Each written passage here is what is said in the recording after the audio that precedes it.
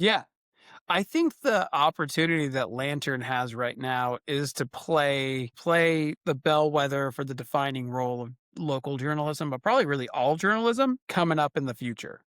Like this is gonna be our way of like stringing together everybody who's gonna be on board. We're on the train and we're just like, hey everybody, you're gonna want to be on this train. Because this platform, there's not another train after us. So there isn't another one coming. This is the last one out of town. Yeah. I mean, So if you want to get serious, and I think you do, jump on. yeah, and I honestly think if you start having conversations about what that next wave of customers looks like, this this doesn't have to be so fatalistic. You know what I mean? Right. Like we actually there's a future there, and that's what I mean, that's why I think this is exciting. You know, if we were trying to figure out how to get another 2.5% out of that slop that is the display ad market, then I'd be pretty sad. Yeah. Yeah. I think there's a few people that Lantern needs to talk to. We need to talk to the journalists and editors. That's number one. Like getting them on board is very important. And then we need to convince our audience that we know what's happening and that we have a strong opinion about it and the direction we want to go in. And then we need to, try to break through and put some signal into these AI companies of how valuable we are for them moving forward.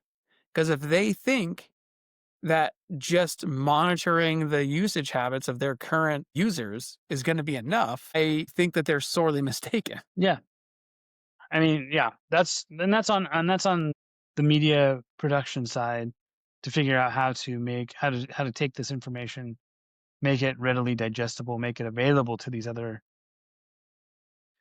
models, these other ways to do it. And that takes some consideration, it takes some time, but it's all very possible. It's just it has to be a big recognition that like this is where things again, not being able to describe the environment you're in, you're not going to be able to get out of what you need, full Right. stop. So, yeah. I'm looking forward to the talk with the local NPR station, KVPR. Like everybody, all the journalists that I've talked to and all the editors I've talked to, like they seem to grasp what's happening. They understand that they're not only in an attention economy, but there is a whole wave coming that they don't understand the full ramifications of. And for the ones looking for sustainability, they're enticed. For the ones just looking to clasp onto their pearls, they seem to be very, very wary. And they really have no reason to be. Like, how much worse could this get, guys? Like, that's the other way that I'm looking at it. Like, your next step is closing.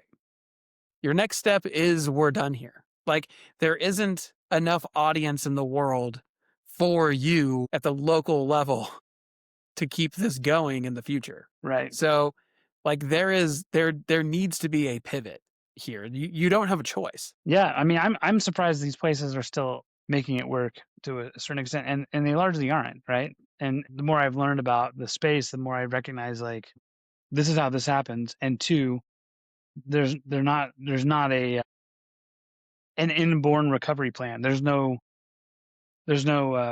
path forward for people in that mindset. There just Right. genuinely isn't. They don't